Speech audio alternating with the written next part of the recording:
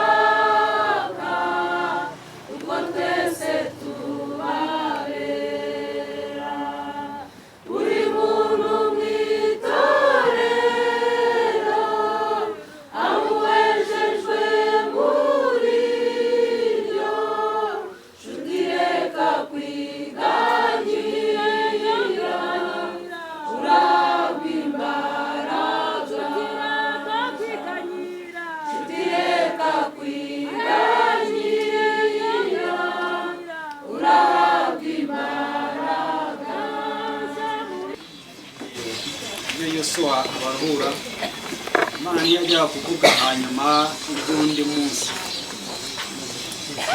ubwo rero kubw'ibyo haracyariho uburuhukiro bw'isabato bityo abantu b'Imana winjiye mu buruhukiro bwayo nk'abaruhutse imirimo ye kuko Imana yaruhutse iyayo ngo tugire umwete wo kwinjira muri ubwo buruhukiro. Amen. Amen. Amen.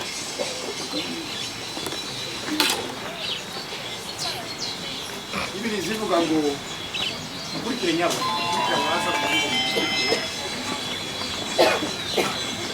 Bibiri zivuga ngo umwana w'umuntu wese wari wese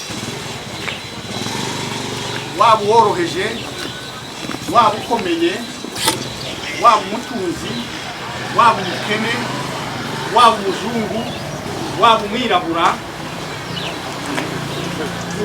buri wese afite iminsi yiwe yageneye atagomba kurenga. Muramurikira nabona mugurikire muri kurangazwa ni akanya gatoya gusa turavuga mu kanya. Nongeye kubabwira ngo umwana w'umuntu wese wari wese cyari mu cyo yaba ukomeye yaba woroheje yaba umukire yaba umutunzi yaba umuzungu yaba umwirabura biri zivuga ngo hari iminsi yiwe yagenwe ntarengwa. Niyo bohagurutsa abantu bameze bati niyo bohagurutsa abadogiteri barya babi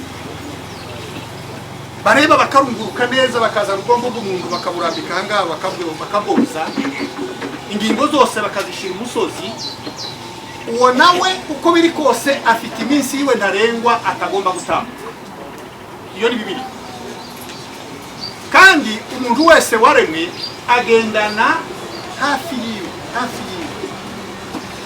urupfu rw'uyu mubiri baruka. Usibye yuko Imana twamenye ibanga rikomeye kandi ryiza rikuru riruta ibindi byose nuko Yesu uru rupfu yarunetararije aruhindura ubusa. Bari muri Kristo Yesu uru rupfu yaruhinduye ubusa aduha ubugingo bukora. Haleluya. Amen. Bikatwemeza rero yuko aba bamenye ibyo banga niyo mubona mu abantu b'Imana tuvuga tutaba Kristo ni mwizere aba Kristo ni muve mu byaha nuko dusangiye uru rupfu rwaha rw'uyu mubiri uyu nguyu tureba turarusangiye uwo ari we wese agomba kurunyuramo ariko hari irindi banga dufite yuko uru rupfu twebwe twarurenze ruraza rukica uyu mubiri ariko ubugingo bukabaho iteka ryose. Yosua rero hari ibintu yabwiye abanyesiraheli arababwira ngo hari uburuhukiro bw'abantu b'Imana. Arababwira ngo nibava mu burere nibava iyo bari bahatswe bagatahuka bakajya mu gihugu cyabo ngo bazaba bageze mu buruhukiro bw'iteka. Ariko Bibiliya hano yatubwiye ngo iyo Yosua avuga ubwo buruhukiro vuga Bibiliya ndiba yarongeye kuza kutubwira ubundi buruhukiro buhoraho iteka ryose. Murumva yuko hejuru y'uburuhukiro Yesu yavuze hari ubundi buruhukiro bw'abana b'Imana. Kandi sha ubugezemo araruhuka imiruho n'imihate yose akumva rwose ibyo yabisize yabiretse. Ari abantu bagira bati wenda baruhuka nabakuze abaruhuka nabashaje abaruhuka ariko umuntu wese wageze kuri iyi si ahura n'ibibazo by'iyi si. Murumva uyu mwana w'icyo Imana ishwe n'indwara mutakegaga nyine yabaye igari giwe ryo kumujyana ariko ahageze uyu mwana yageze mu ruhuko ahageze yageze ahantu kandi umubiri wiwe utakibama ahageze yageze ahantu kandi umubiri wiwe utakimuri za ndwara zose na ya miruho yose Bibiliya yatubwiye ngo hari uburuhukiro bw'Imana Imana yavuze butari ubungubu bwa Yosua kandi ubwo ngubwo bugeramo abantu bose yejejwe mu maraso y'umwana w'intama w'Imana n'abantu b'abaziranenge n'abantu batandukanye n'ibyaha. Ubwo buruhukiro n'ubwabo burateguwe burarindiriwe kandi umuntu wari we wese uzabugeramo azaruhuka imiruho n'imihati. nuko twaje twatabaye umubyeyi ariko ko turatabara ababyeyi ariko umwana yigiriye mu yageze mu buruhukiro kandi araruhukira n'abavuga ngo uburibwe yagize hariya mu mubiri nyine ariko nakanya gatoya niko katumye Kristo anetralize ibyo bintu byose abikuraho abihindura ubusa aduhesha noneho uburuhukiro bwiza n'ubugingo buhoraho buzima tuzahoraho iteka ryose ari abana ari abakuru abo bantu bose hari uburuhukiro Yesu yaduteguriye bwiza kandi tuzaba mu iteka ryose. Haleluya. Katubwira uyu muryango uri biri umuryango ngo nibahore umwana yageze mu buruhukiro kandi natwe tuzabasanga ababyeyi biwe nibakomere nibihangane uyu mwana yageze mu buruhukiro natwe tuzabasanga. Imana idufashe bene data kandi Imana iduhumurisha iri jambo ryubaka imitima kandi ryubake n'ababyeyi n'abavandimwe biwe n'inshuti ziwe n'abandi bose tumenye yuko umwana yageze mu buruhukiro bwiza kandi bw'iteka ryose. Imana iduhumurisha. Amen. Tumve amasezerano. Mana turagushimiye twese turi mu mbano by'intoki zawe jambo ryarabaho ukora uko ushaka kandi nawe kubaza ngo dukora n'ibiki. Turagushimiye yuko uyu mwana yageze mu buruhukiro bwawe imiruho n'imihati byo mu isi byose arabiruhutse yamaze kugera mu gituza cyawe aho atazongera kubabara. None rero nk'uko ijambo ryawe bitubwira reka Mana ukomeze kudukomeza ukomeze imitima y'aba babyeyi ndetse n'imiryango twese tugomeze kumenya yuko mu isi atari iwacu ko hari ahandi hantu hari ahandi tuzongera tukajya kuruhuka imiruho n'imihati kandi turabizi yuko iyo urupfu ruje rutuma twongera tukaba amaso tugakanguka. Umuntu wese umwe kuba amaso akanguke arushaho kugenda akora ibyiza kugira ngo nawe azabe mu gihugu cy'amahoro. Urakoze ni mu izina rya Yesu Kristo. ngo dusabe ababyeyi batambuke baze kuko umwanya wabo ugiye kugerwaho n'abandi bantu bafite icyo bavuga kuri uyu mwana watashye mu gihugu cyo mu ijuru. Yesu ashimwe. Haleluya.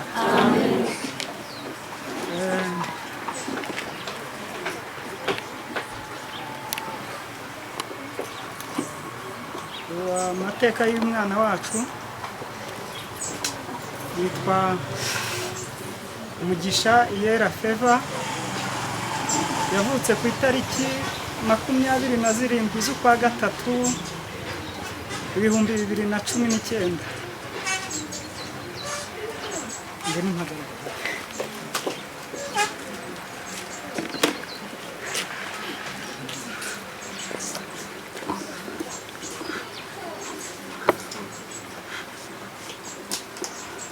Hanyuma komera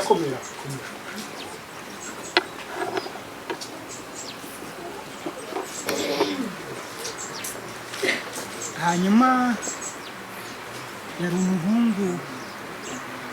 umuhungu udasanzwe, yari umuhungu w'icyatwa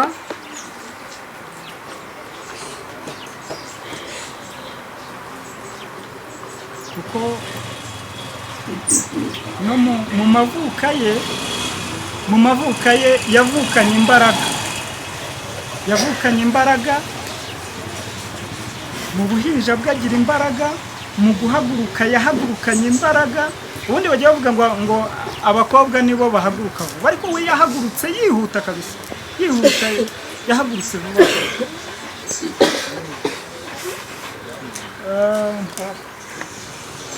Akaba umwana mwiza ku buryo nabonye ukuntu ari kuzana ubwenge vuba, mbona ukuntu ashabutse vuba. Ndavuga ngo reka ahite ajye ku ishuri igihe kitarawuzura neza hakibura igihe. Ndavuga ngo najye ku ishuri kugira ngo agende arusheho gushabuka. Ageze ku ishuri arakomeza, yari yaravukanye imbaraga rwose. Igihe kimwe nigeze kujya kumukingiza,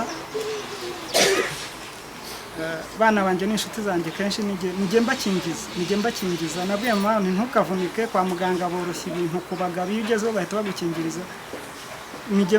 Ubwo rero nagezeyo igihe kimwe bamaze kumukingira ndamubaza ntese ko nabonye umupima ari mu mutuku, arambwira ati nta nubwo abiteganya rwose, ntugire ikibazo, nta nubwo ateganya kuzajya mu mutuku umunsi umwe. Urumva rero kuva mu buto bwe yari umuntu ufite imbaraga kugeza ku munsi yarwariyeho. Mu gitondo kuwa gatanu ejo bundi narabyutse, ahubwo nari mfite ikibazo cya mama we yari amaze iminsi arwaye, agiye kwa muganga bamusangamo tifoyide, bamusangamo na malariya isanzwe, arwaye na njini. Ubwo rero umva niwe natekerezaga, undi nta. Mu gitondo rero ndazinduka mbwira umwana tutegurira abana bajya ku ishuri, birumvikana na mama wabo nk'umuntu wari urwaye, tumaze kubatunganyiriza njyana umwana ku ishuri, tugenda tuganira, musigayo nyine. Hanyuma njya mu zindi gahunda nari mfite, ndagenda ndazikora. Baza kumpamagara barambwira ati umwana yavuye ku ishuri arwaye. Madamu ndabonse ararwaye cyane. Ngo hoya, mwamujyanye kwa muganga se? Ngo yego. Bamusanzemo indwara se? Ngo ntayo bamusanzemo. Nta kintu na gito bamumariye. Ngo nyine babonye nta kibazo afite akomeye, bakeka ko bamuha uduti twamufasha dushobora twama infection, twagabanya umuriro uramutse ubaye. Nanjye ndabona akomeye. Ndamubwira noneho nta kibazo, reka nanjye nkomeze gahunda ndimo, nta kibazo. Ndaza ndahagera, n'ubundi nsanga umwana koko harakomeye, nta muriro mwinshi afite, nta kintu giteye ubwoba.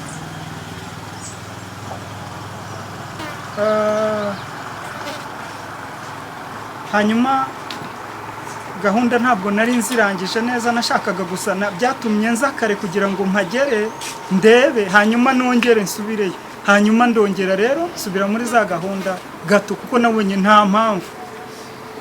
Urumva umuntu ubyaye gatatu, abana bandi nagiye mbarwaza nkabajyana kwa muganga, nabonaga rero nta mpamvu. Ndavuga ni ndagaruka mu kanya, mu mwanya koko ndagaruka. Hanyuma ngarutse nsanga nanone nta kibazo cyane, tumuha biswi, tumuha amata, ararya. Turangije numva mfite icyizere, n'ubundi mbona ko nta kibazo. Mbwira madamu ntitujye kuryama, turagenda turaryama. Bigejeje nko mu masaha hafi saa 8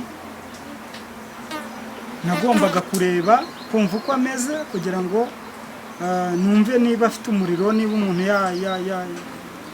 niba umuriro wenda waba wigeze uzamuka, kugira ngo numve niba umuntu yamuha umuti, yamuha ikinini cy'umuriro. Hanyuma rero numva umuriro baye nk'uzamuka, ndamubwira nti reka tumushyiraho agatambaro gatoya, hanyuma turebe niba twamujyana kwa muganga. Ndamubwira nti okay, ngaho gira, kubera ko umuriro uzamutse iki gihe saa 7, reka tumutunganye, tumwambike, hanyuma tuhamagara umuturanyi tumujyane kwa muganga.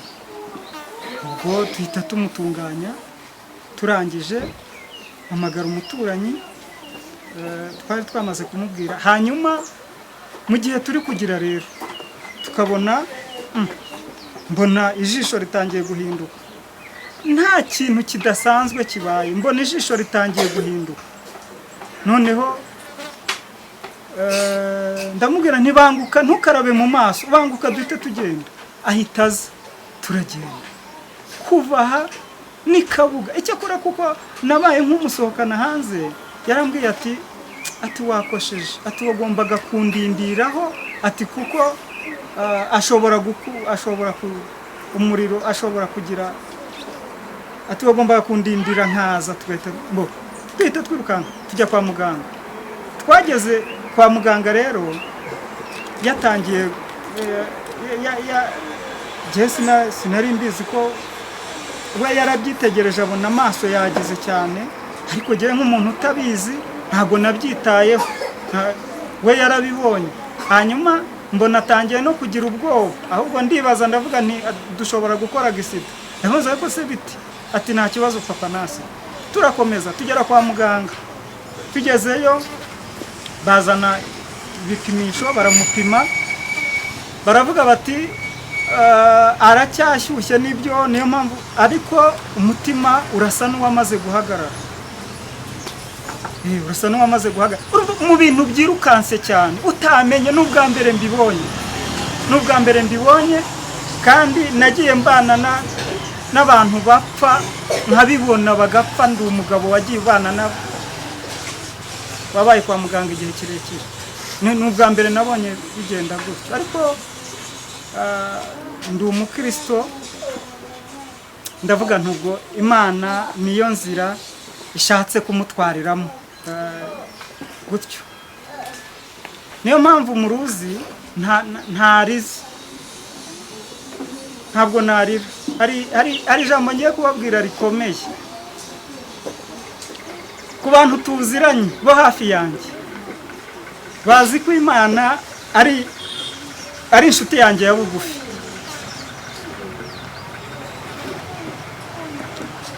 Imana rero kubera ubucuti dufitanye, ubundi igihe narayihaye. Hari igihe rero ubwo rero na madamu nawe namuhaye Imana.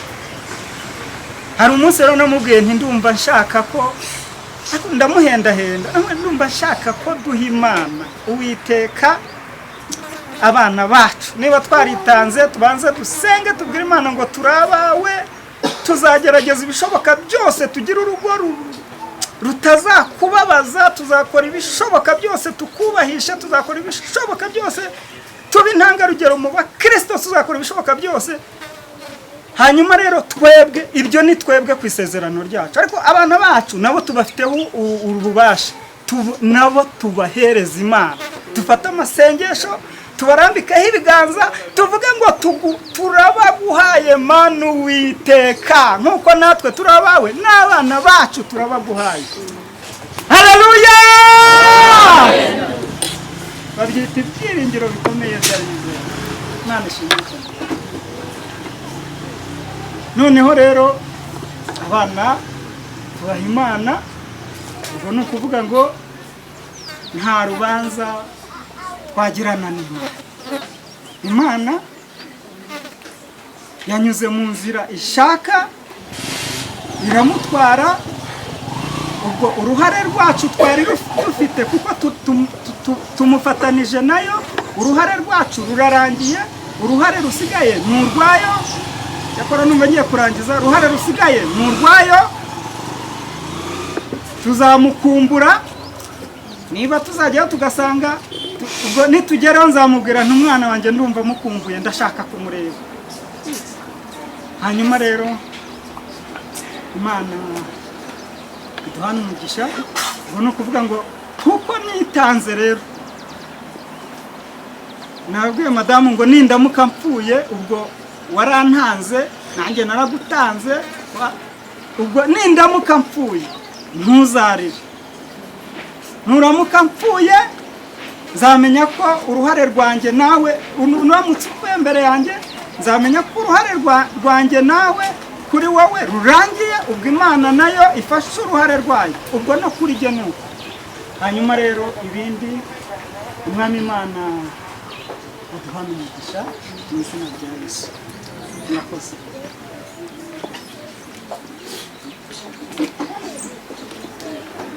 Reka dukurikizeho na mama w'umwana, ntacyo avuga. Reka dukurikizeho aho umwana yigaga. Yewe rero iby'uyu mwana simbibuze kubivugaho cyane, kuko umunsi umwe namubonye yarantangaje, ariko nanone ntangajwe nuko uko namubonye. Abanyarwanda baciye umugani w'ukwezi ibyara uko ibyagiye. Uje mu kigo cy'ishuri hano hirya gusura abana baharererwa, nagize amahirwe yo kwicarana n'umwana wa bano babyeyi, ariko nibuka uko twicaye gutya, hari igihe tujya tugira ibirori, rimwe na rimwe umusaza nk'uriya cyangwa umubyeyi nk'uriya ugahatira abantu kunyabura nibutanga amashini impundu, ndetse umugabo yakora mugenzi we mu kiganza amugabiye ntihabeho kwivuga ngo wumve ashimye icyo amukoreye. Uyu mwana nafashe mikoro ninjira muri classe bari barimo, niwe wa mbere waje kumpobera amikaze, yaje imbere y'abandi yihuta nk'uko ise yabivuze. Noneho ngerageza guca bugufi mbona ntibikunda, ahubwo nicara ku gatebe kabo kari udutebe two mu ishuri. Uko yari afite ubwuzu niwe twabanje kuganira mbere, ariko mu kuri ijambo ntazibagirwa kuri uyu mwana, reka nimba mushobora kuryumva ntibumvishe gato, karantangaje cyane. Numva abaye inshuti yanjye, ariko kuba tudakomezanyije ngo tujye twongera dusike nyine niko Imana yabishatse gukora. Hano mwumva ijwi ry'uyu mwana. Meze neza. Yizana akaboko dusuhuzanye. Uraho neza? Meze neza. Witwa nde? Nitwa Iyeramugisha Feva. Uri n'umuhungu? Uri rutebeza bigembe rugero rw'ingabo ziza rukinywa rw'imirinde nk'ingabo z'inkotanyi icyogere mu nkuba. Guma guma guma guma guma guma guma guma guma guma. Meze neza. Yizana akaboko dusuhuzanye. Uraho neza? Meze neza. Witwa nde? Nitwa Iyeramugisha Feva. Uri n'umuhungu? Uri rutebeza bigembe rugero rw'ingabo ziza rukinywa rw'imirinde nk'ingabo z'inkotanyi icyogere mu nkuba. Guma guma guma guma guma guma guma guma guma guma.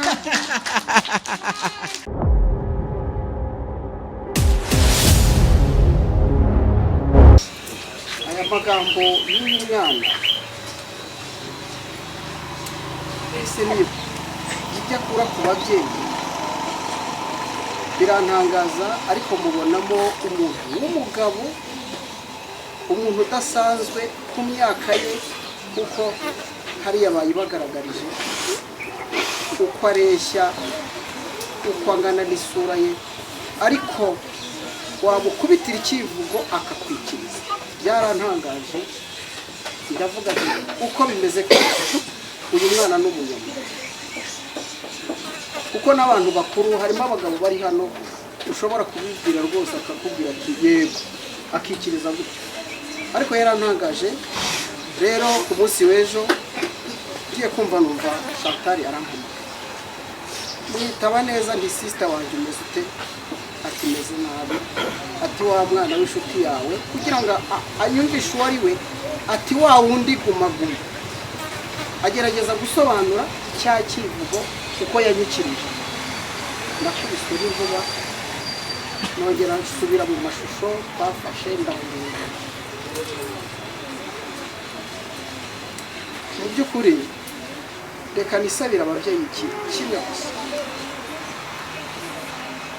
kandi ntekereza ko buri mubyeyi wese abishatse yabikora, kuko uyu muryango ubivuze.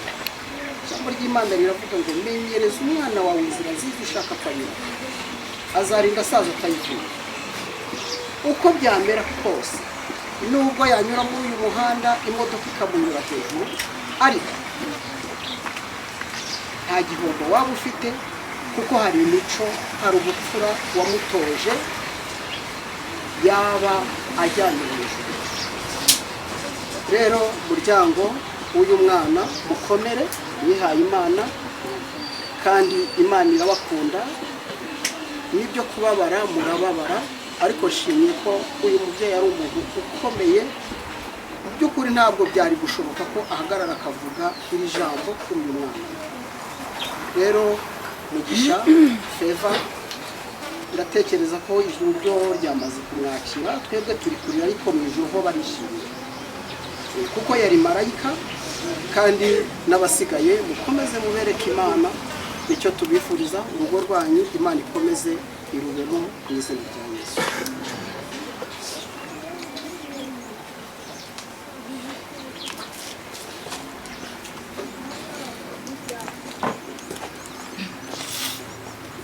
No text found in that location.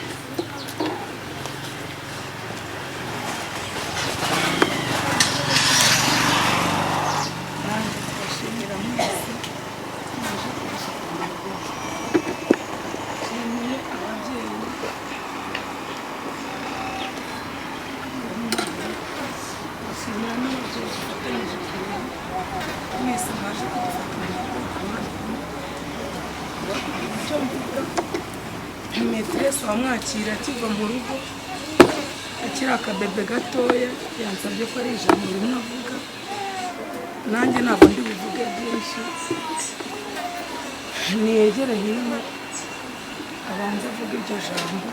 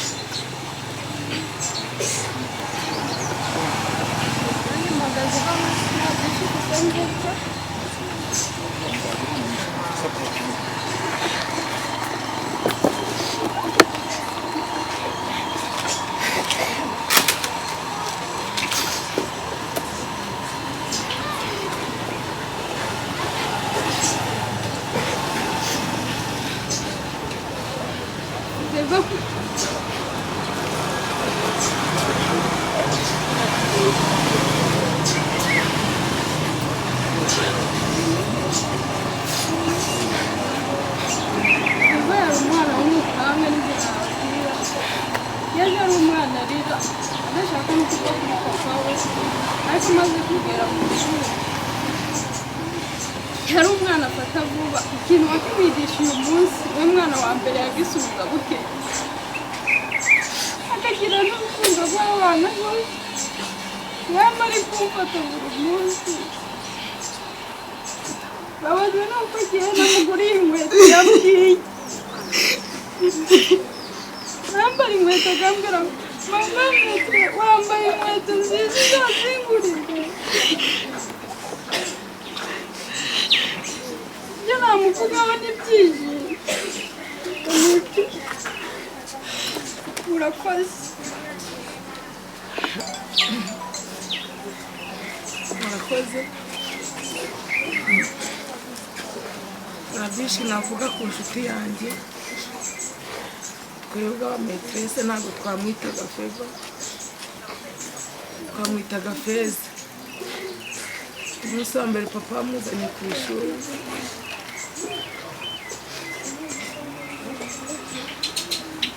yaratubwiye ati mbashyikirije ifeza ryanjye yari umwana w'umuhanga cyane niwe mwana wa mbere namenye mu ishuri tugitangira yarambwiye ngo nzamuzanirira televiziyo iwabo bizifotore mama we na papa we ndanabimwemerera ikintu kimbabaje ni uko nashoje ibyo namwemerera ariko yari umumarayika ndabizi tuzamusanga mu ijuru kuwa gatanu yaransezeye sinabimenye yaraje ajya mu ishuri ni umwana ugira morale yo kwiga cyane iyo yinjiye mu ishuri akabona igishushanyo kidasanzwe yahitaga ambaza ngo sase kwa we numvaga adashaka no kuvuga ikinyarwanda namara kumusobanurira umwarimu yaba asohotse akababwira ngo siranse akajya kuri bya bishushanyo byose umuntu yamubwiye akajya bibasobanurira rero kuwa gatanu ninjiye mu ishuri mbona afite intege nkeya ariko zidakabije ndagana n'umubyeyi we arambwira ati nubona afite intege nkeya muryamisha ngiye kumuryamisha yanga kundekura arambwira ngo mama metere ngo winsiga sinabimenye yari afite ubwoba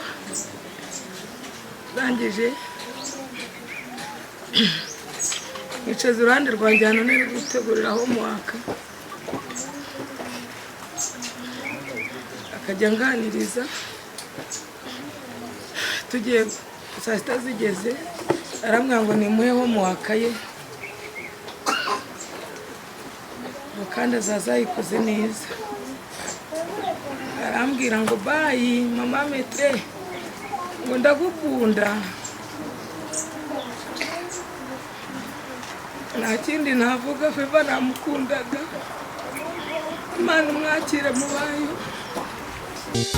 ukeneye amahoro atari nk'ayo bisi batanga yayandi ubasha kugira uri mu bitaro urwaye cyane yayandi ubasha kugira ufite inzara yenda kukwica yayandi ubasha kugira ubaye mu ntambara ikaze amahoro Yesu atanga ntabwo agira kirogoya ni nk'aya yandi abana yarafite ari ku kirwa cy'Ipatimo ni nk'aya yandi inuma zageze mu karengane gakomeye ni nk'aya yandi Kristo yarafite ku musaraba w'isoni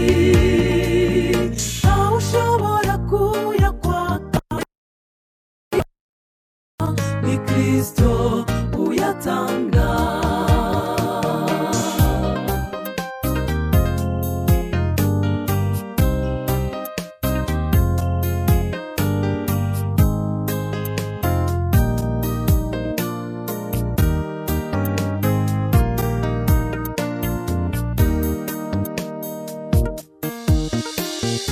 ayo mahoro tuvuga agirwa n'uwakiriye Yesu naho yagiriye ingorane nyinshi amahoro abasendereye umutima naho yahura n'ibibazo bikamurenga mu by'ubuzima naho yakwangwa urunuka abafite ayo mahoro y'umutima amahoro Yesu atanga ntabwo agira kirogoya ni nk'aya yandi abana yarafite ari ku kirwa cy'Ipatimo ni nk'aya yandi inuma zageze mu karengane gakomeye ni nk'aya yandi Kristo yarafite ku musaraba w'isoni ntawe ushobora kuyakwaka ni Kristo uyatanga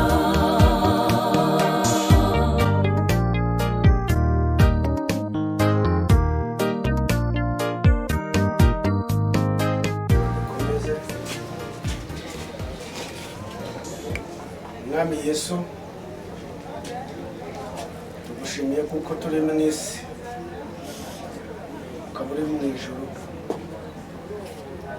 kandi kuko uri Imana ukora ibyo ushaka mu ngabo zo mu ijuru ndetse no mu isi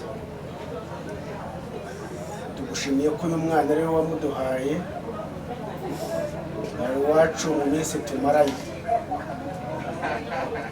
ariko igihe kirageze nk'uko wabishatse kandi nk'uko wabigambiriye utaramurema mu nda y'umubyeyi wari uzi ko uyu munsi n'iyi saha tuzaba duhagaze hano tumusezeraho dushyiraho umwanzuro wo kumugushyingira nk'umugeni ijambo ryawe ryambwiye ngo abamarayika b'abana bahora mu maso yawe iteka ryose ntibahava bigaragara ko baba bari kureperezanta abana bacu dufite ibyiringiro byo kuzamubona ku munsi w'umuzuko niyo mpamvu tugusabye kugira ngo ukomeze imitima y'ababyeyi yongerera imbaraga kugira ngo kuri urya munsi bazamubone kandi n'abazababone bazabanze bamenyane uko ijambo ryawe ribitubwira tugiye kumuherekeza aho imibiri iruhukira.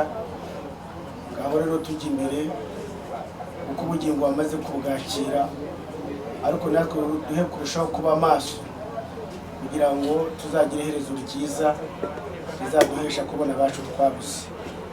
Turagushimiye kuko ubikoze mu izina rya Yesu, amen.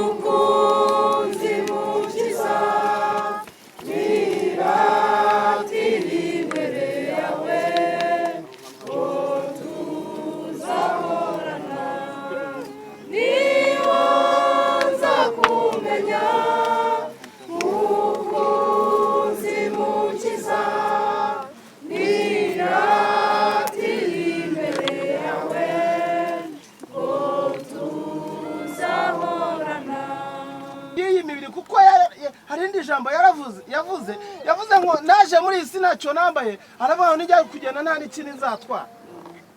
Haleluya.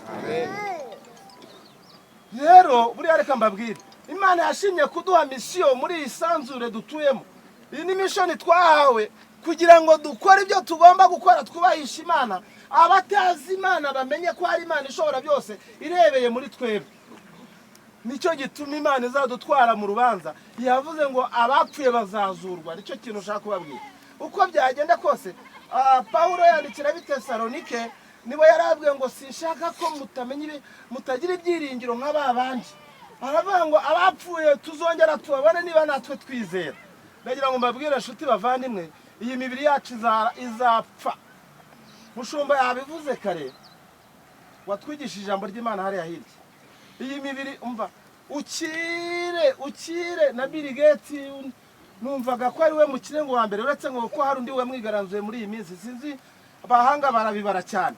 Ariko buriya Bill Gates umunsi yapfuye umubiri uzabora nk'iyabandi bose, kabone naho bazamutera ya miti ngituma baramaho bararama, ariko byanga bikunde bukabona. Ikizima rero umuntu uzabaho uzaba mu mahoro n'uyu nguyu Bibiliya ivuze ngo urupfu rw'abakunzi be, haleluya, ngo n'urw'igiciro mu maso y'Uwiteka. Reka nkubwire ngo umukiranutsi yatashye yavuye mu mubiri, Imana iravuga ngo irishima ikanezerwa, kavuga ngo hashimwe ko uyu mwana wanjye atashye akiranuka, hashimwe ko yongeye kunyishyira. Rero nta rubanza, uko utazi aho wavuye wari ukwiye kwibaza aho uzajya. Ibyo utekereza mu mutima byakakwera byiza, mu ijuru ngo tuzabona ibirenze ibyo cyane. Ibyo utekereza wumvishije amatwi, reka da, ibi ngibi byo kukubwira ngo muri Amerika bakakubwira gutyo ukahashuranya ukaba wafite mu mutima utarahagera, mu ijuru ngo bizaba ari igitangaza. Abirusanga bari abanyamwuga, ariko ibi ni ibisanzwe, uramutse ujya gushyingura mubafashe kuko Imana yashimye kwisubiza uyu mwana wacu Yera Mugisha Kuva. Izina ry'Uwiteka rihimbazwe. Iryamire urukire mu mahoro, utegereze umuzuko w'abapfuye mu izina rya Yesu, amen. Aweza kuachiwe n'umukiza, Imana yacu aramazisha, yubaka n'isuku tutaraho, niho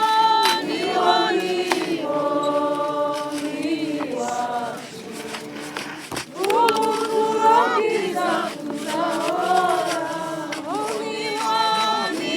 niho ubuturo bwiza tuzahora, Yesu ni ubwiza. Abapasiteri bari hano baravuga ngo urupfuni byanga ni ubitsi, abapasiteri abasha kuba